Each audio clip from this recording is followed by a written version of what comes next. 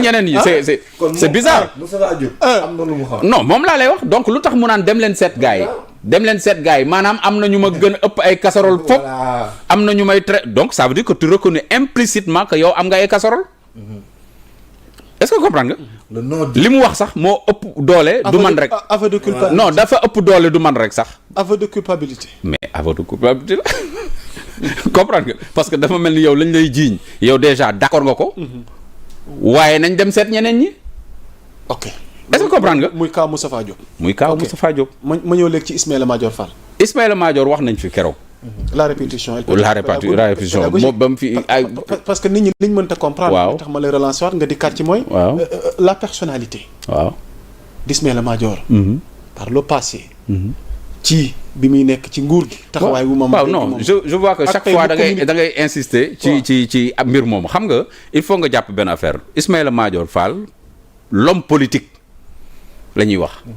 L'universitaire c'est l'universitaire. Il a fait des choses extraordinaires yoo xam ne vraiment ku jaarul faculté de droit sax war nga mën a dégg turam wala xam nga ay production am c'est important mais loolu kenn mënu ko enlever mais comme ni ma ko waxee keroog yow ku moom xar bi rek nga wàcc buum bi aussi dafay xaw a doy waar parce que yow kenn tuddaguloon en période boobu kenn tuddagu ko woon bon tuddaguñ ko dans le sens que am na dossier boo xam ne mooy affaire corruption bi corruption la wala concussion parce que dama koy répéter encore comme ne nga la répétition est pédagogique corruption mooy man maay def action bi ñëw jox la xaalis concussion yow yaa naan ma jox ma. parce que nee na moom. waaw waa ji il est venu gracieusement. mais je l'ai repoussé diplomatiquement. mais d'accord ça c'est son explication moo tax. xam nga keroog dañ ko wax fii. dès le lendemain le gars il apporte une autre version. parce que il a prêté le flanc. xam nga wax nañ ko fii. waaw c'est ça. le lendemain nga lire journaux yi waa ji ne 250 millions la woon dama ko avance 50 millions 200 yi xaw a yéex mu annuler affaire yi.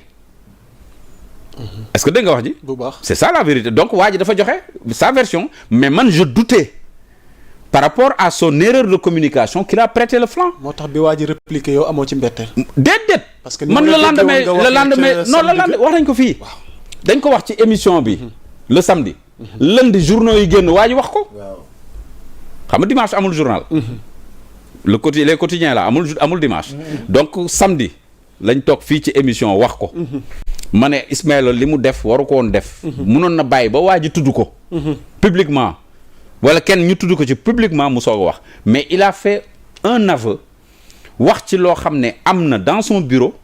kenn fekkewul lu dul son nu mu tëddee son directeur ñëw moom moo fekkee apparemment version yi commencé parce que waa ji bi mu waxee sax dafa ne moom directeur baa ngi toog le wan la mi ngi toog ki indi xaalis bi mi ngi toog. ci yàlla xam nga waa ji loolu la wax. waa ji le concerné là l'entrepreneur dafa ne bi ma toogee directeur a mi ngi toog moom mu toog. mais la version des faits voilà mais le Ismaïla Madior li mu wax mooy sama directeur moo ma indil xaalis ne waajee la ko jox kon waa ji ñëwul. est-ce que comprends nga l'un dans l'autre erreur bi mu def souligné nañ ko fi keroog mooy ba yëf ya amee ca la waroon porter plainte dàq directeur bi. loolu bu ko defoon rek. kenn déjà deram day teel a set kon nag bu bàyyee ba yëf yi weesu kenn waxu ci ba ñu invité ko ci émission mu ñëw toog et il en parle lui avant même que waa ji wax ci c'est ça l'erreur de communication bi Ismaïla Madior Fall def te loolu wax nañ ko fii kon nag le lendemain ou le surlendemain le lundi quand l'intéressé l'entrepreneur def sa sortie pour dire que écoutez moom Ismaïla Madior Fall moo ma laajoon 250 millions donc on n'est plus dans la corruption on est dans la concussion moo ma laajoon 250 ma avance ko 50 millions et cetera maintenant dëgg la du dëgg maintenant c'est une parole contre une autre loolu nag justice moo koy tranché justice mooy tranché ci wàllu boobu ci Ismaïla Madior Fall nan la mbir yi demee en attendant aussi l'histoire des bracelets électroniques et cetera bële pour construction centre bi la woon de contrôle mais la commande des bracelets électroniques. loolu tamit beneen mbir la parce que c'est son prédécesseur Malick Sall moo defoon première commande bi avant la deuxième vague et cetera bon bref. vite fait loolu tamit nu mu tëddi justice dana ko leeral. pour ñu évacuer sujet boobu vite fait ak yow. Kaaw Mansour bi. waaw Kaaw Mansour. xaw na particulier tuuti xamul tax. parce que surfacturation bi ñu wax surfacturation. mënul am ci appel d'offre. ah bon. déedéet xam nga man bu dee Mansour dafa am leneen luñ koy reprocher. cela donne-t-il raison à Mansour. moom laa lay wax waaw pour l'instant. waaw. en attendant parce que je vais pas me mettre à la place de la justice. Okay. mais dama ne la. selon les faits man yi ma nekk en ma possession. information fa ma ci tollu man mooy liñ koy toppee xëy na am na leneen luñ koy toppee lu ma yëgul xaw ma donc du ma épiloguer sur ça. mais li ma yëg mooy affaire surfacturation prix ceeb bi.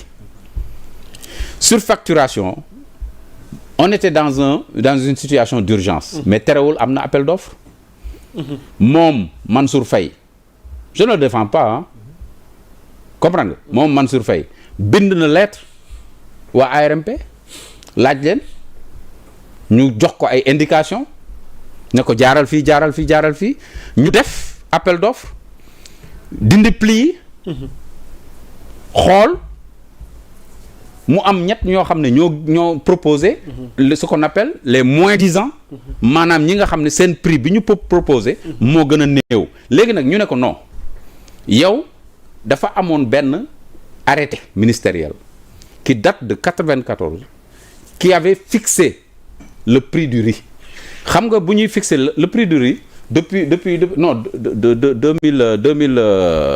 2023 un arrêté mais dafa am benn loi bu ko jiitu en 94 boo xam ne moo libéraliser le riz il y a plus de fixation de prix waaw maintenant nag bu amee situation boo xam ne c'est une situation exceptionnelle mu am ay inflation wala une situation mondiale wala comme li amoon catastrophe sanitaire ci comme Covid beeg yooyu on autorise au ministre mu jël arrêté mais l'arrêté dure 2 mois renouvelable une fois donc dans l'année 4 mois la nu mu tudd arrêté boobu mën a durer mais arrêté boobu mënoo ko jëlee foofu est-ce que comprendre nga ñëw di ko appliquer en 2024 nu mu tëdd 21 naan ko dafa am surfacturation déedéet arrêté boobu c'est caduc est-ce que comprendre baax na arrêté bi dafa caduc parce que weesu na comme arrêté bi dafa caduc moom ci boppam l'arrêté ne s'applique plus parce que arrêté bi nee naa la benn yoon nga koy def 2 mois renouveler ko une fois. surfacturation lañ koy toppee. donc surfacturation boobu. mënatul non mënatul. 2 milliards et quelques. déedéet mënatul surfacturation amul foofu parce que arrêté bi dafa caduc. ok merci. parce que si l'arrêté était durable c'est-à-dire que mënoon arrêté boo xam ne nañ ne à partir de bañ ko jëlee moom ad vitam aeternam c'est-à-dire que jël nañ arrêté bi ku ñëwati na nga appliquer. mais dañ ko limiter dans le temps. l'arrêté a été limité dans le temps.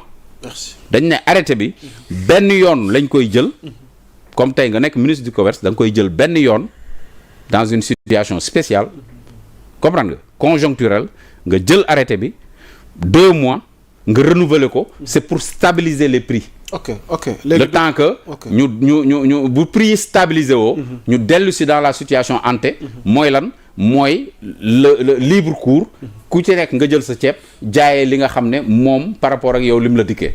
ok doyen on termine ak yow ci kaw l'absence ñenn ñi ça fait débat d'Abdoulaye Diouf Sarr le ministre de la santé à l'époque ci liste ministres yi nga xam ne ñoo dem ci haute cour de justice. waaw mais loolu xam nga ñi leen woo ñoo koy apprécier ça c'est doo mën a xam nga mooy li Moustapha Diop wax lu tax woowuñu kee wax xam nga c'est assez subjectif.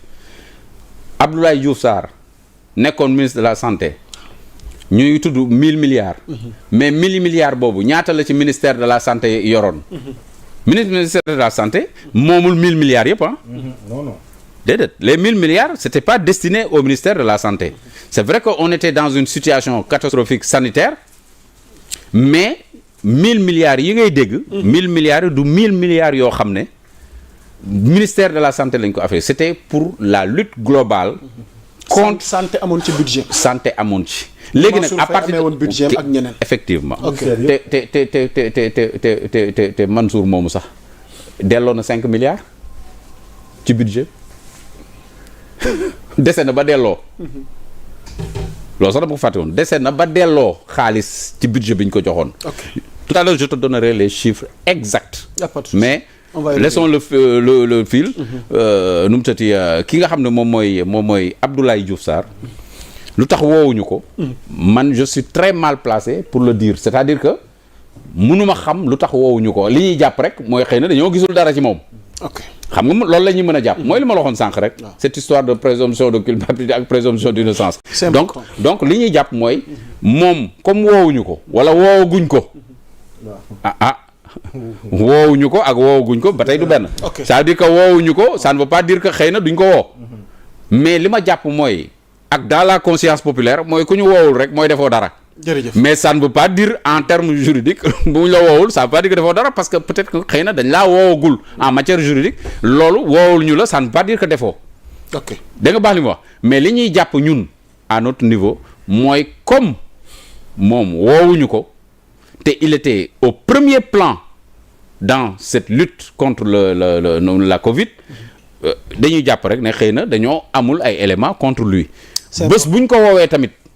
moom certainement il a des éléments de défense yoo xam ne mën na génne ay preuves am teg ko ci table ji ngoone ne moom effectivement lañ ko joxoon responsabilité am fa mu commencé ak fa mu yem lam ca waroon def na ko donc man loolu laay jàpp ba gis le contraire. macha allah Binta Cissé ñu ngi lay nuyu Diana Diouf ñu ngi lay nuyu yow tamit merci ci commentaires yi ak suggestions yi Daouda Cissé ñu ngi koy nuyu alors waxtaan wi dee dox di wéy